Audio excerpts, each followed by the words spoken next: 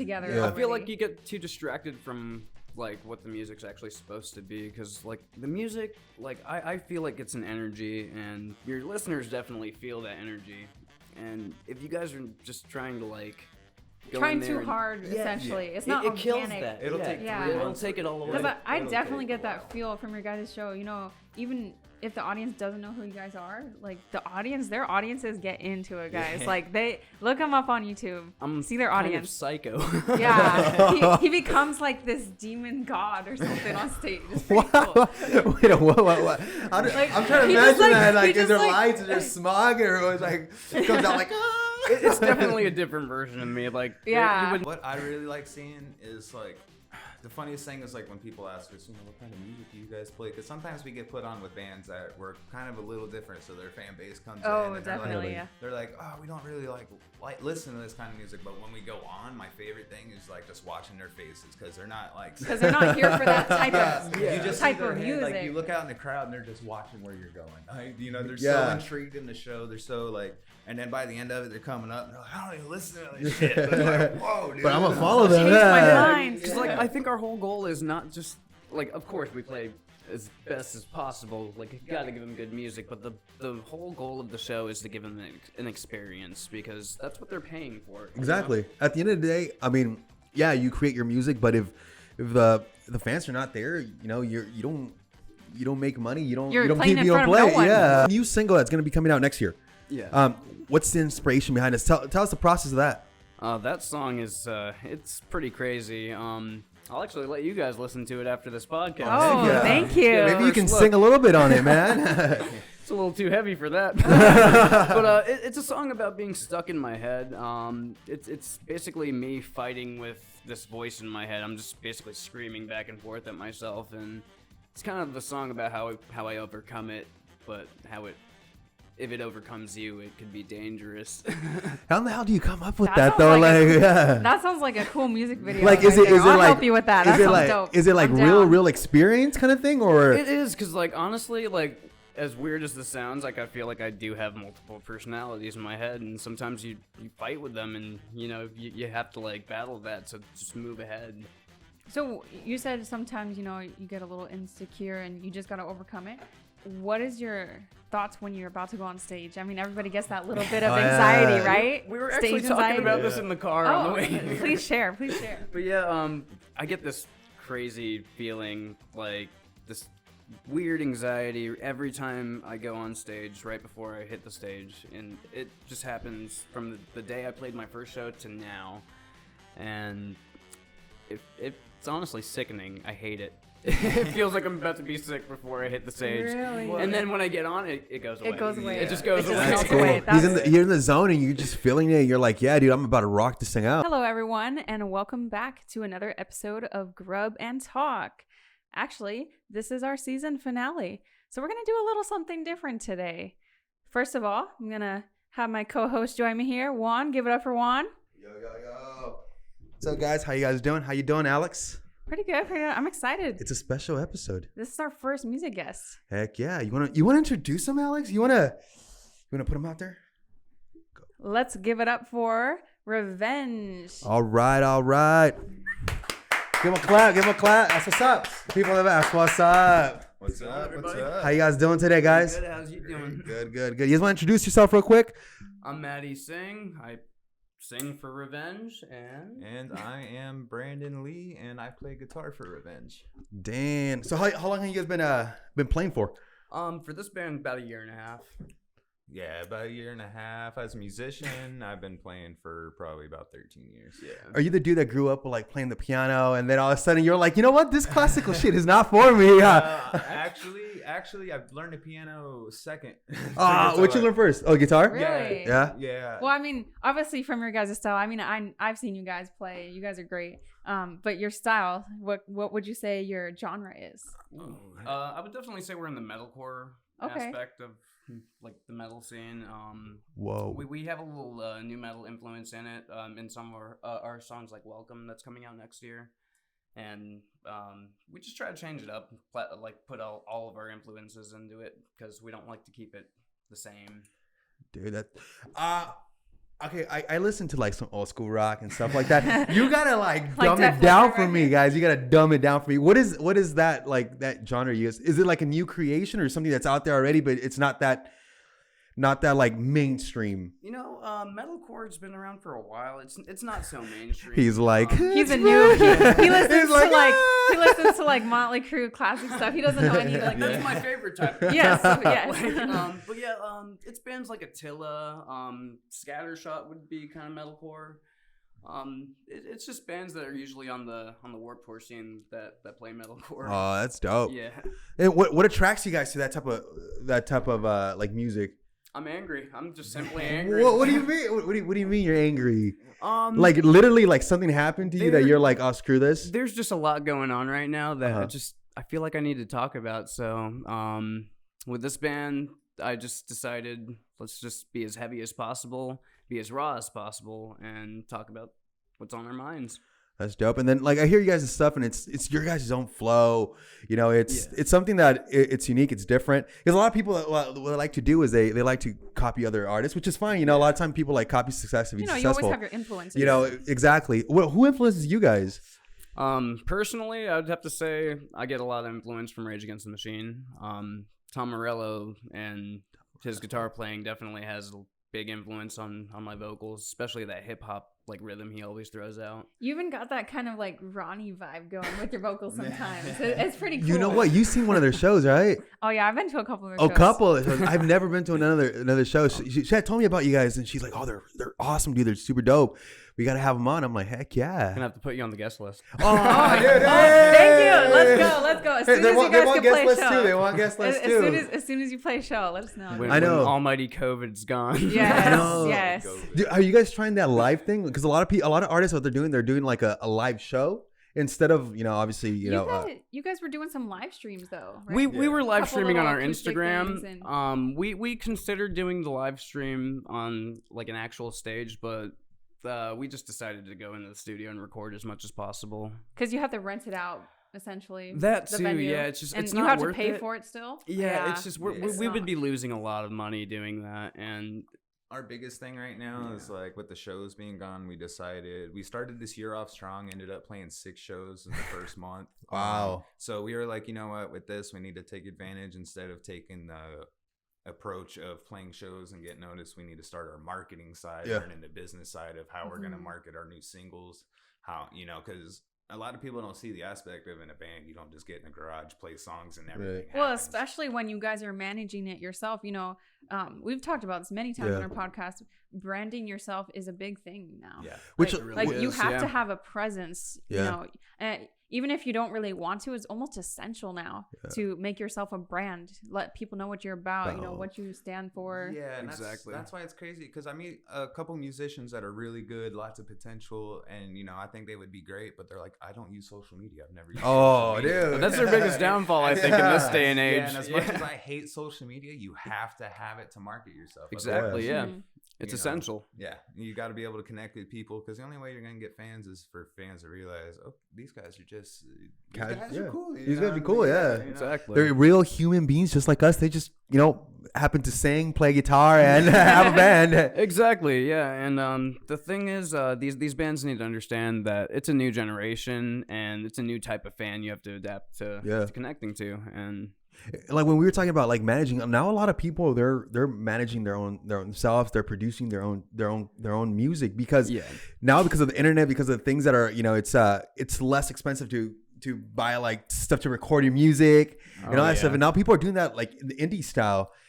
What do you guys feel like the industry is gonna eventually end up just being pretty much indie, or is it the big boys always gonna be the big boy players? Well, that's actually hard to answer. But if I had to guess, I'd say they're gonna make a breakthrough with the indie wave. I really do think that's gonna happen. yeah, okay. What do you think? he's like I have words coming out. Well, you gotta put it in the aspect of you have the people, home studios are becoming like very popular, and like you said, people are starting to record on their own. But at the same time, you can press record and everything like that and record anything you want, but you need to have mixing skills. You need to have a team of producers or at least somebody on your back to be like, that sounds good, put it out. or like change this and that, because a lot of people think they make the greatest thing they've ever written. Yeah. And then they just slap it out, and then like it gets critiqued, and then that's why you see them redoing it 3 years later. And so I think the indie thing is gonna pop off really great once people put more perspective of the producing side of it. Yeah, it's not just like, hey, let me create this shit on my iPhone and then throw it out there. And See, I like that you mentioned that, because I mean, obviously, you know, you guys work with a producer and actually produce the music. A lot of, you know, say if you were just a YouTuber or you put a song on YouTube and it's okay, but they don't have that skill set of being a musician, you know, like for instance, Bad Guy, it was written in like 20 minutes or something. Hey, by, I mean, it's dope. Name? I love it, but what's the chick's name? Billie Eilish. Oh, dude, yeah. I mean, it's dope. I didn't like her. I didn't like her before, and then like I started hearing music. I'm like, oh shit, it's dope. Yeah. Her brother is one of the best producers I've heard in a long time, though. That boy can do some work. That's crazy. So speaking of writing, what is usually your writing process, or do you guys just kind of get in a mood?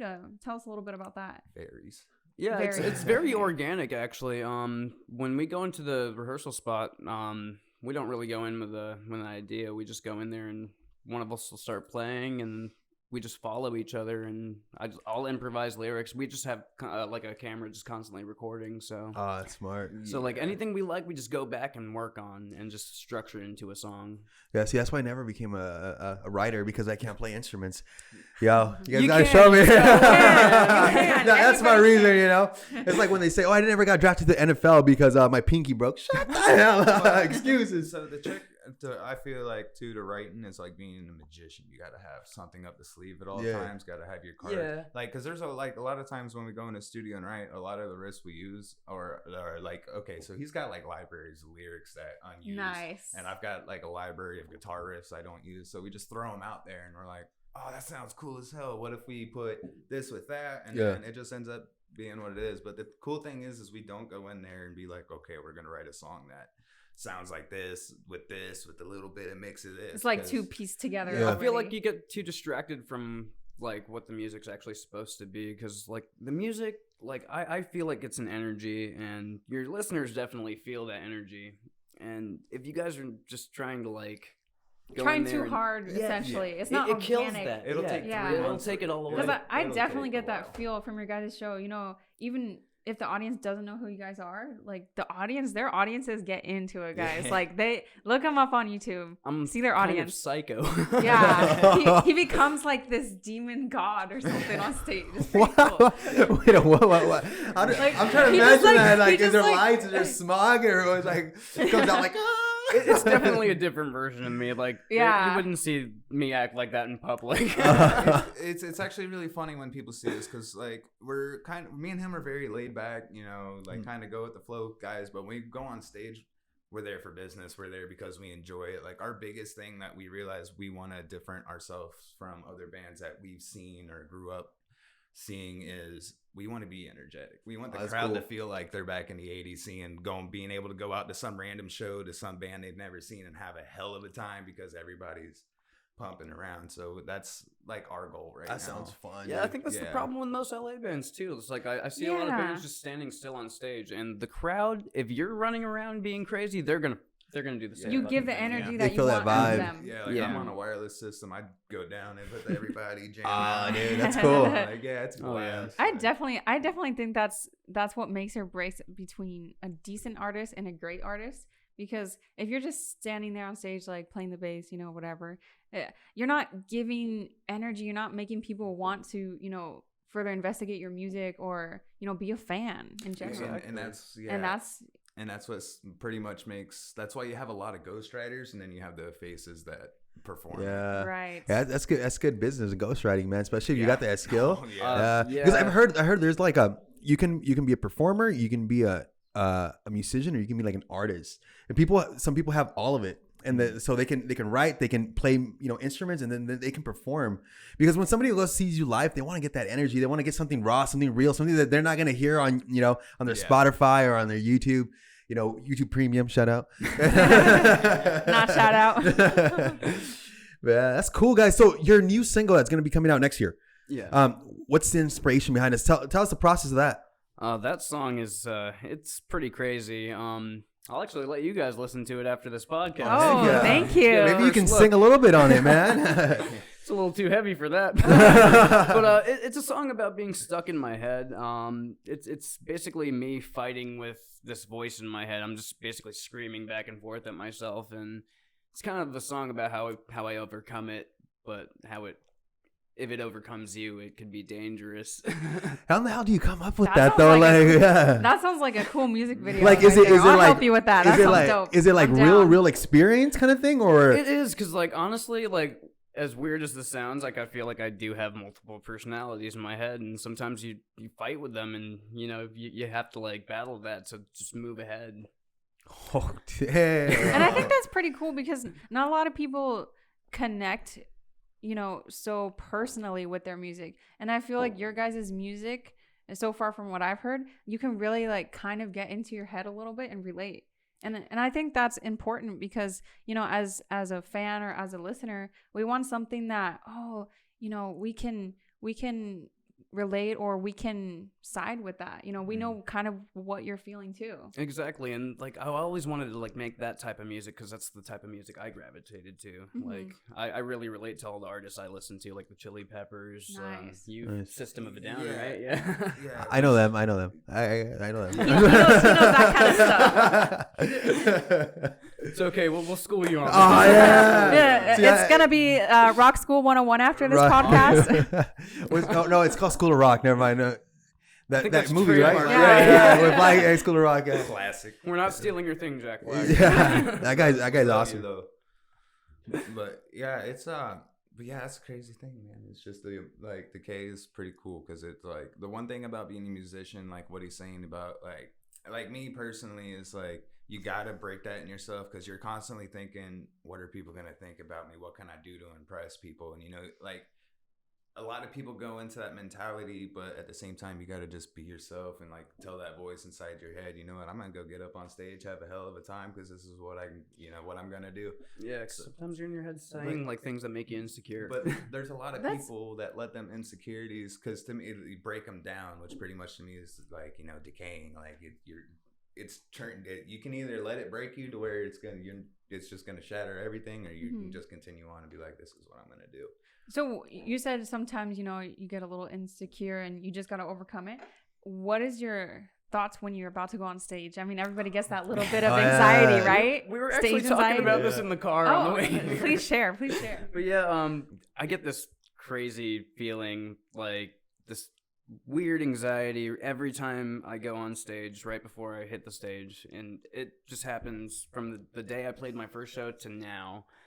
And it's honestly sickening. I hate it. It feels like I'm about to be sick before I hit the stage. Really? And then when I get on it, it goes away. It goes away. It just goes It just away. melts That's cool. away. You're in the zone and you're just feeling it. You're like, yeah, dude, I'm about to rock this thing out. Is it kind of like that anxiety that happens the day before, or just right before you go? Right on stage? before. Right before. Yeah, the so day it's not before like a is whole more day of like, before. holy shit, I gotta do this. It's kind of crazy because you get the show, you have a few weeks, a month to prepare for it, but a lot of people don't think like all the band's been prepping for weeks for this 45-minute set. People just think, you go on. Yeah. So Which it's is like, not the before case you at go all. on, you're like, all right, we got new songs we're gonna play. Are we gonna screw up? Like, so you got so much going on through your head, but once you hear the crowd do that first, you're just like, You're like, oh hell yeah! It's like we plan a whole like stage plot where we're gonna run on stage, like what we're gonna do at certain points before Like songs. when you're after. gonna do the headbang together kind of stuff. And the thing is, sometimes like when you go on stage, it's like an outer body experience, and like I'm not really there, so sometimes I'll drift away from that stage plot and we improvise, but it all works out because we're on the same wavelength. Is that like the ultimate thing where like you have your fans sing your music? Oh, dude, it's awesome. And they don't know our songs quite yet. Some of them do, some of them don't. But like the ones that do, it's really cool, man. And I really love that. But the people that don't know it, they still get into it with the other guys in the front and whatnot. That's so cool. That's so cool because I don't think we've ever had that feeling where people like, because we never made music and stuff like that. So where people sing your music. And you're like, dude, like we created that. and now people are singing it. Like, because like when I see artists like they just put the mic out and the crowd singing the song, I'm like, oh my god, just a sea of like voices. it gives you like that chicken skin. You know, you're like shit. You know, you created something dope that a lot of people can relate to. A lot of people like it, and they're singing it back to you. And you, instead of you doing the concert, they're actually doing the concert to you, which is like wow.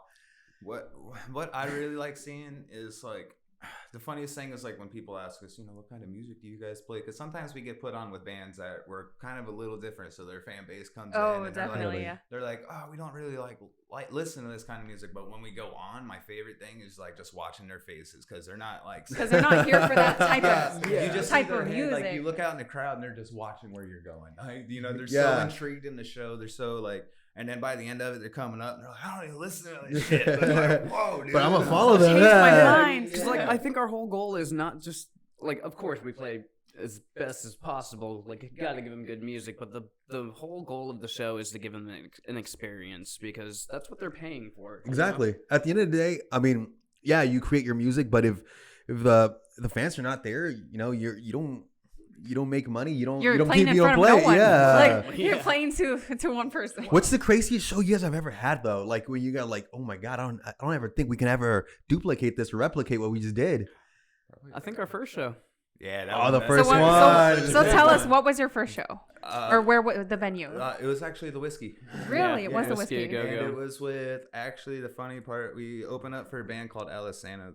That was the show that I went to. I remember giving you that call. That was your guys' first show? That was good. I didn't even know that was their first show, honestly. That wasn't just our first show. That was my first concert I ever went to when I was 16. I was a huge Alisana fan. What? And then 10 years later, we're open and we're playing with them, like... Oh, wow. If you guys haven't heard Alisana, definitely give them a listen. They're so awesome. So being able to like, because I remember being at Warped Tour, it was like 2010, right? They were playing. It was raining. I skipped like 300 people in line to meet these guys, and like just being able to see them. But it's different, like when in a fan perspective, and then you meet these guys because it's like I'm one of you guys. Like, what's up? Like, like you can connect to them on a different level. And it was cool. It was an eye opener. That show, like their fans connected with us great. There was a lot of bands on that bill, and we, you know, it was cool. He even smashed a guitar on stage, like old rock school style, like rock and roll style. Man, it was just really cool. Being fun. Damn. So when you meet your idols and you're like, hey, you know what? I'm opening for you. Yeah. I was that kid that used to, you know, want your autograph, and now like we're in the front row. Yeah. Now we're playing in the same venue. You should have seen me at we were just hanging in the whiskey green rooms. We had the smaller green room, and then right across the hall was them. You just see me over there, like that's them.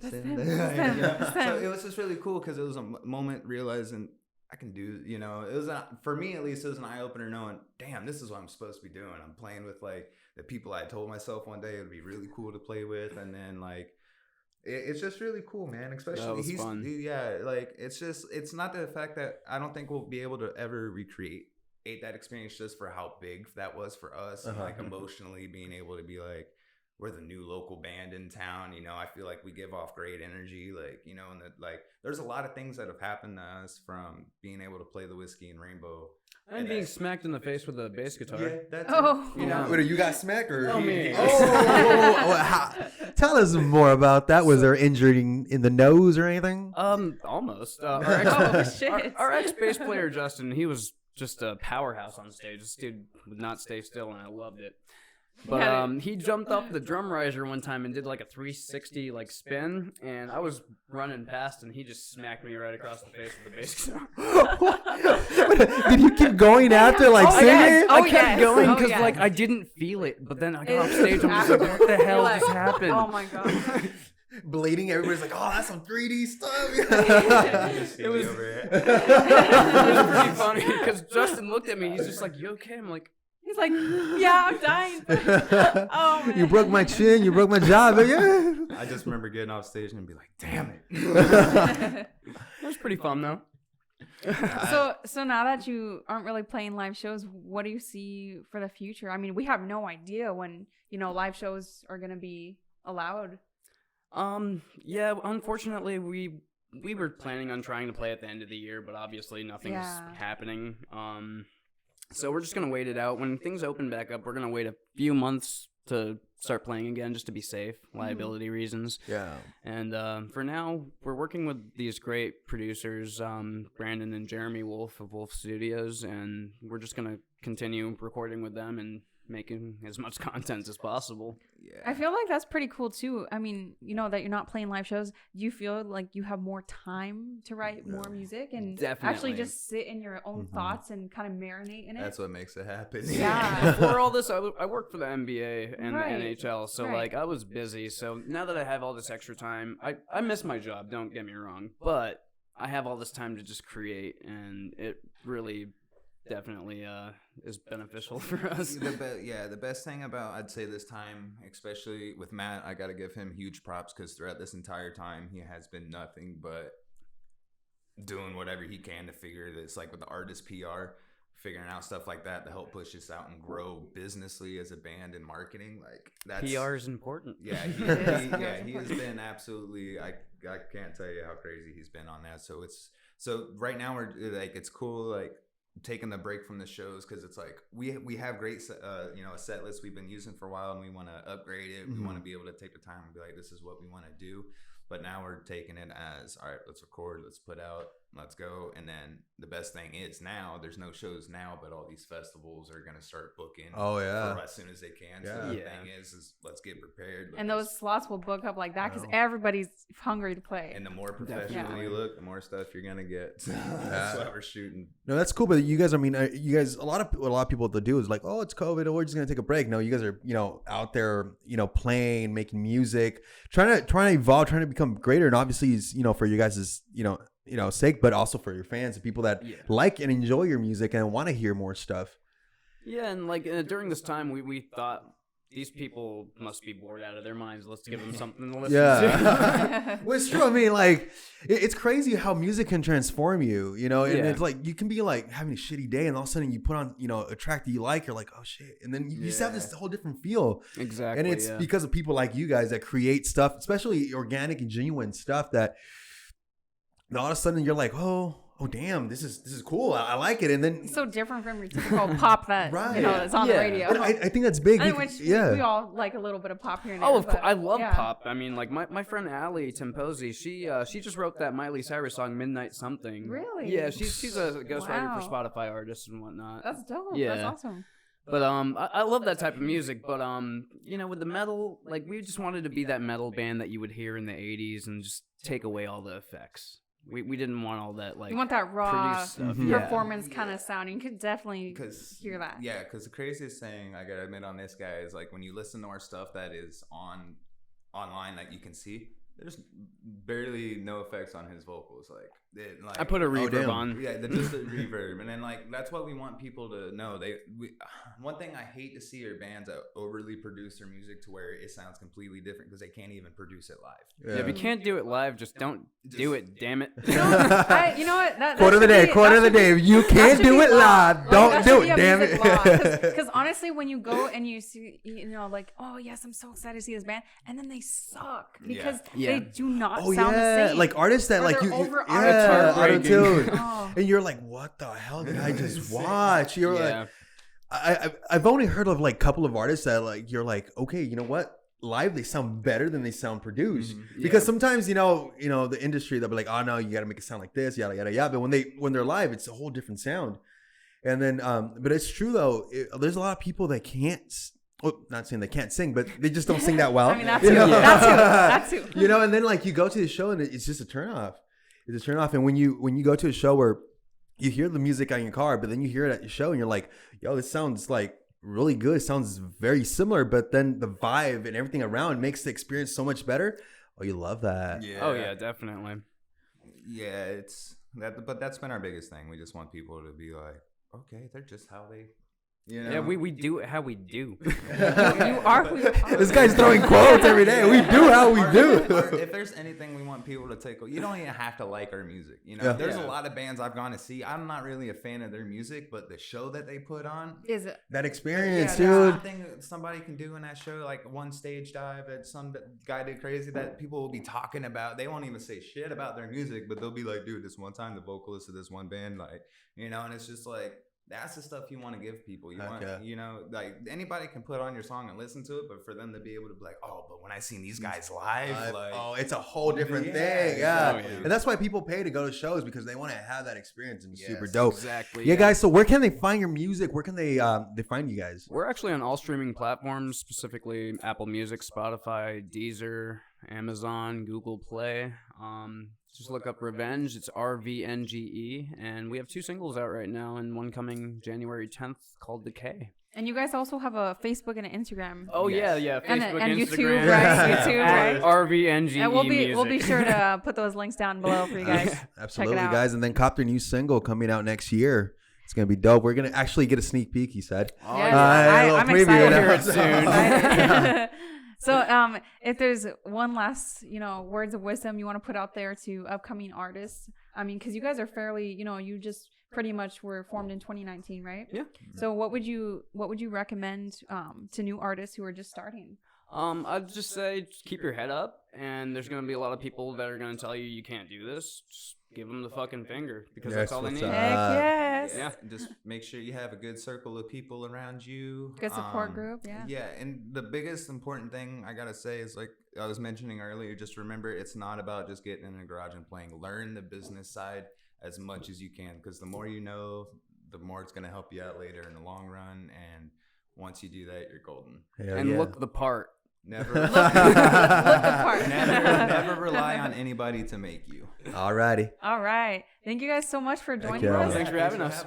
Rock on, everyone. Yeah, guys. Hey, thank you for tuning in again. This is another Grub'N podcast. Please like, share, and subscribe. Make sure to follow them. Make sure to go. Check it out below. Heck yeah, cop their new single coming out next year, guys, and check out their stuff on Spotify.